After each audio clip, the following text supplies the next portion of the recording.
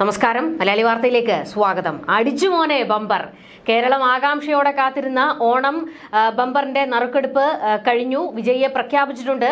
പാലക്കാട് വിറ്റ ടിക്കറ്റിനാണ് സമ്മാനം അടിച്ചിരിക്കുന്നത്. കേരളം മുൾമുനയിലായിരുന്നു. അതായത് ടിക്കറ്റ് എടുത്തവരെല്ലാം നെഞ്ചിടിപ്പോടുകൂടി കാത്തിരിക്കുകയായിരുന്നു ഈ നിമിഷം. അങ്ങനെ ഒടുവിൽ വിജയിയെ പ്രഖ്യാപിച്ചിട്ടുണ്ട്. 25 കോടി രൂപയുടെ ഒന്നാം സമ്മാനം ലഭിച്ചത് TH 5778 25 എന്ന നമ്പറിലുള്ള ടിക്കറ്റിനാണ്.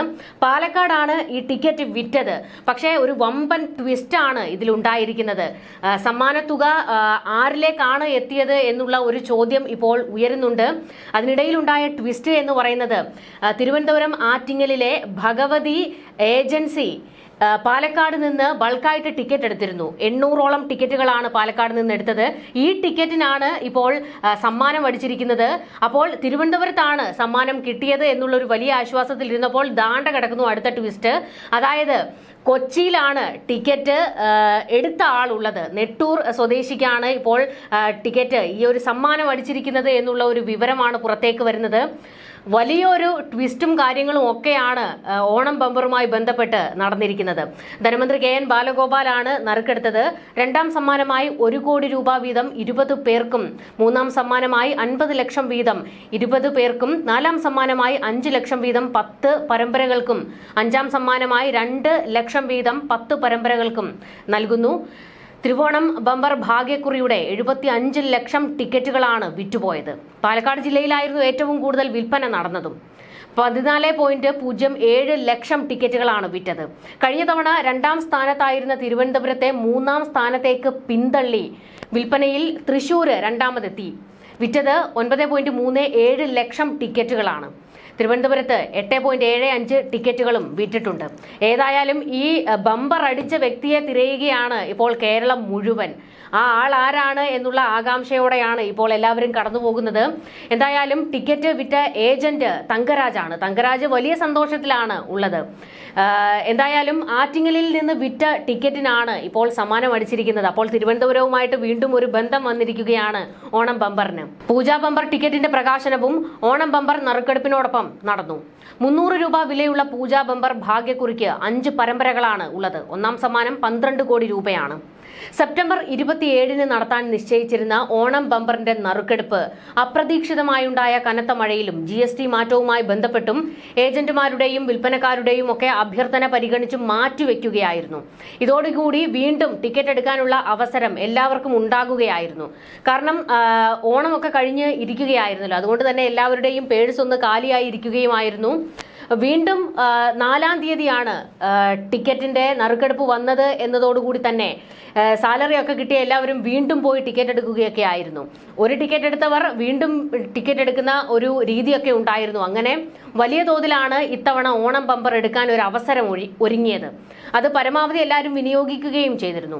കഴിഞ്ഞ വർഷം 71 ലക്ഷം ടിക്കറ്റുകളായിരുന്നു വിറ്റിരുന്നത്. വയനാട് വിറ്റ ടിക്കറ്റിനായിരുന്നു കഴിഞ്ഞ വർഷം ഒന്നാം സമ്മാനം ലഭിച്ചതെങ്കിലും ടിക്കറ്റ് വാങ്ങിയത് കർണാടക സ്വദേശിയായിരുന്നു. 2023 ബമ്പർ സമ്മാനത്തുക 25 കോടിയായി ഉയർത്തിയ ശേഷം ആദ്യമായി സമ്മാനം ലഭിച്ചത് തിരുവനന്തപുരം സ്വദേശി അനൂപിനായിരുന്നു. ആദ്യം അനൂപിനെ കണ്ടെത്താനൊന്നും കഴിഞ്ഞിരുന്നില്ല. അനൂപിനെ കേരളം മുഴുവൻ തപ്പുകയായിരുന്നു മാധ്യമങ്ങളും എല്ലാവരും. തുടർന്നാണ് തിരുവനന്തപുരം സ്വദേശിയാണെന്ന് അറിയുന്നതും. പിന്നീട് വാർത്തകളിൽ നിറഞ്ഞത് മുഴുവൻ അനൂപായിരുന്നു. ഇപ്പോൾ ഓണം ബമ്പർ വീണ്ടും പ്രഖ്യാപിച്ചതോടുകൂടി തന്നെ ഇപ്പോൾ അതിനു മുൻപ് തന്നെ അനൂപ് ചില നിർദ്ദേശങ്ങളും ഒക്കെ ആയിട്ട് രംഗത്തേക്ക് വന്നിരുന്നു. നറുക്കെടുപ്പ് പൂർത്തിയായി മിനിറ്റുകൾക്കുള്ളിൽ തന്നെ സമ്മാനം തനിക്കാണെന്ന് വ്യക്തമാക്കി അനൂപ് രംഗത്തേക്ക് എത്തുകയും ഒക്കെ ചെയ്തിരുന്നു. പിന്നീട് അനൂപിന് പിന്നാലെയായിരുന്നു എല്ലാവരും. അനൂപിന് ഒരുപാട് ബുദ്ധിമുട്ടുകളൊക്കെ ഉണ്ടായി. പലരും സഹായം ചോദിച്ചെത്തുകയും ഒക്കെ ചെയ്യുന്ന സാഹചര്യങ്ങളൊക്കെ ഉണ്ടായിരുന്നു. അതൊക്കെ അനൂപ് മാധ്യമങ്ങൾക്ക് മുൻപിൽ തുറന്നു പറയുകയും ഒക്കെ ചെയ്തിരുന്നു. എങ്കിൽ തന്നെയും അനൂപ് ഈ സമ്മാനത്തുക എന്ത് ചെയ്യണമെന്നുൾപ്പെടെയുള്ള കാര്യങ്ങൾ പലപ്പോഴായി മാധ്യമങ്ങൾക്ക് മുൻപിലൊക്കെ പറഞ്ഞിരുന്നു. സഹായ അഭ്യർത്ഥനക്കാരുടെ ശല്യം സഹിക്കവയ്യാതെ സ്വന്തം വീട് പോലും അനൂപിന് ഉപേക്ഷിക്കേണ്ടി വന്ന ഒരു സാഹചര്യമൊക്കെ ഉണ്ടായിരുന്നു. ഏറെ നാളുകളോളം അനൂപിനെ കുറിച്ച് വിവരങ്ങളൊന്നും ഉണ്ടായിരുന്നില്ല. ഒരു വർഷത്തിനിപ്പുറം താനൊരു പുതിയ ലോട്ടറി കട തുടങ്ങുകയാണെന്ന് അറിയിച്ച അനൂപ് രംഗത്ത് വരികയും പിന്നാലെ ഹോട്ടൽ ബിസിനസ്സിലേക്ക് കടന്നതായും അനൂപ് വ്യക്തമാക്കുകയും ഒക്കെ ചെയ്തിരുന്നു. ഇപ്പോൾ വീണ്ടും ഓണം ബമ്പറിന്റെ നറുക്കെടുപ്പിന് കഴിഞ്ഞ ദിവസം അനൂപ് വീണ്ടും മാധ്യമങ്ങളോട് പ്രതികരിച്ചിരുന്നു. താൻ ആദ്യമൊന്നും പ്രതികരിക്കാതിരുന്നത് ആളുകളുടെ ശല്യം കൊണ്ടാണെന്ന് അനൂപ് പറഞ്ഞിരുന്നു. തുടർന്ന് മാധ്യമങ്ങളിലൂടെ തന്റെ വിജയ രഹസ്യത്തെക്കുറിച്ചും അനൂപ് വെളിപ്പെടുത്തിയിട്ടുണ്ട്. ഇത് അനൂപിന്റെ ഈ ഒരു അനുഭവം ഇപ്പോൾ ബമ്പർ അടിച്ചിരിക്കുന്ന ആൾക്ക് മാതൃകയാകും മനസ്സിലാക്കാവുന്നതാണ്. അതായത് എന്തൊക്കെ കാര്യങ്ങളാണ് അനൂപ് ചെയ്തത് എന്ന് കൂടി അനൂപ് വ്യക്തമായി പറയുന്നുണ്ട്. 25 കോടി ലഭിച്ചതോടെ ജീവിതം മാറി മറിഞ്ഞു എന്ന് അനൂപ് പറയുന്നു. അതായത് പെട്ടെന്നാണ് ഇത്ര വലിയൊരു കോടീശ്വരനായി മാറിയത്. അതിന്റെ ഒരു അന്താളിപ്പും എന്ത് ചെയ്യണമെന്ന് അറിയാത്ത ഒരു അവസ്ഥയും ഒക്കെ അനൂപിനുണ്ടായിരുന്നു. എന്നാൽ താൻ ഒരിക്കലും കിട്ടിയ സൗഭാഗ്യം ദൂർത്തടിച്ചു കളഞ്ഞില്ല, മറിച്ച് കൃത്യമായ പണം കൈകാര്യം ചെയ്തു. അതിനാൽ തനിക്ക് ഇന്ന് നല്ല ജീവിതം സാധ്യമായി എന്ന് അനൂപ് വ്യക്തമാക്കുന്നു. ലോട്ടറി അടിച്ച പണം നാളുകളോളം FD ഇട്ട് അതിന്റെ പലിശ കൊണ്ടാണ് അനൂപ് ബിസിനസ് തുടങ്ങിയത്. അതായത് അടിച്ച തുകയിൽ നിന്ന് 1 രൂപ പോലും അനൂപ് എടുത്തില്ല, പകരം അത് ബാങ്കിൽ നിക്ഷേപിക്കുകയാണ് ചെയ്തത്. അതിന്റെ പലിശ കൊണ്ടാണ് അനൂപ് ഇപ്പോൾ ജീവിതം മുൻപോട്ട് കൊണ്ടുപോകുന്നത്. ഇത് മാത്രമല്ല, മണി മാനേജ്മെന്റിനെ കുറിച്ച് പ്രതികരിച്ച് അനൂപിന്റെ ഭാര്യ മായയും രംഗത്തേക്ക് വന്നിട്ടുണ്ട്. ലോട്ടറി എടുക്കുന്നതിന് പിന്നിൽ എന്തെങ്കിലും തന്ത്രങ്ങൾ ഉണ്ടോ എന്ന ചോദ്യത്തിനും മായ ഒരു മാധ്യമത്തോട് പ്രതികരിച്ചത് ഇങ്ങനെയാണ്: സ്ഥിരമായി ലോട്ടറി എടുക്കുന്നവർക്ക് അറിയാം ഒരു നമ്പർ പാറ്റേൺ കാണുമെന്ന്. റിപ്പീറ്റ് വരുന്ന ചെറിയ നമ്പറുകൾ നോക്കി എടുക്കുന്നവരുമുണ്ട്. 100 500 ഒക്കെ വരുന്നത് വലിയ നമ്പർ പ്രതീക്ഷിക്കാൻ പറ്റില്ല. ചെറിയ നമ്പറൊക്കെ ആണെങ്കിൽ ഓക്കെയാണ്.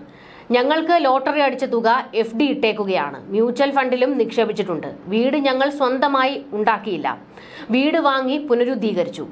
വണ്ടി വാങ്ങിയെങ്കിലും ഫ്രഷ് വണ്ടി അല്ല വാങ്ങിയത്. 2 ഷോപ്പ് തുടങ്ങി, 3 കടകളുണ്ട് ഇപ്പോൾ. FDയിൽ നിന്നുള്ള പലിശയും കൂടാതെ അതിൽ നിന്ന് നേരിട്ട് അടഞ്ഞു പോകുന്ന രീതിയിൽ ലോണും എടുത്താണ് കാര്യങ്ങൾ ചെയ്തത്. അല്ലാതെ പൈസ വെറുതെ ചെലവാക്കിയിട്ടില്ല എന്നാണ് മായ പറയുന്നത്. ഗ്രൂപ്പായി എടുത്ത ടിക്കറ്റിനാണ് സമ്മാനമെങ്കിൽ തർക്കത്തിനൊന്നും വഴിവെക്കാതെ താഴെ പറയുന്ന കാര്യങ്ങൾ ചെയ്താൽ നിങ്ങളുടെ പണം സുരക്ഷിതമായി കൈകാര്യം ചെയ്യാം. ആദ്യം ഒരാളെ ചുമതലപ്പെടുത്താം. 50 രൂപയുടെ മുദ്രപത്രത്തിൽ അക്കാര്യം എല്ലാവരും ചേർന്ന് സാക്ഷ്യപ്പെടുത്തി ലോട്ടറി വകുപ്പിൽ സമർപ്പിക്കണം. ഇയാളുടെ അക്കൗണ്ടിലേക്ക് പണം വരും. അതല്ല ജോയിന്റ് അക്കൗണ്ടിലേക്കാണ് പണം വരേണ്ടതെങ്കിൽ ആ രേഖകൾ സമർപ്പിച്ചാൽ മതിയാകും. അതേസമയം ഇത്തരത്തിൽ നൽകുമ്പോൾ എല്ലാവരുടെയും പേര് വിവരങ്ങൾ ലോട്ടറി വകുപ്പിന് കൈമാറണം. എല്ലാ കാര്യങ്ങളും ശ്രദ്ധിക്കണം. ഗ്രൂപ്പായി എടുക്കുന്ന ടിക്കറ്റിനാണെങ്കിൽ പിന്നീട് വഴക്കും ഒക്കെ ഉണ്ടാകാൻ സാധ്യതയുണ്ട്. അതൊക്കെ പരമാവധി ഒഴിവാക്കാൻ കൂട്ടമായ തന്നെ തീരുമാനമെടുക്കുക. എന്തായാലും ഇപ്പോൾ ലോട്ടറി അടിച്ച ഭാഗ്യവാന് ആശംസകൾ നേരുകയാണ്. പണം ദൂർത്തടിക്കാതെ കൃത്യമായി കൈകാര്യം ചെയ്യുക. അതായത് FD ഇട്ട് അതിന്റെ പലിശ കൊണ്ടൊക്കെ നമുക്ക് ജീവിക്കാവുന്നതാണ്. അപ്പോൾ അത്തരത്തിലുള്ള രീതിയിലുള്ള മികച്ച രീതിയിൽ ആ പണം കൈകാര്യം ചെയ്യാൻ അദ്ദേഹത്തിന് കഴിയട്ടെ. ആരാണെങ്കിലും അവർക്ക് ആശംസകൾ നേരുന്നു. ന്യൂസ് ഡെസ്ക് മലയാളി വാർത്ത.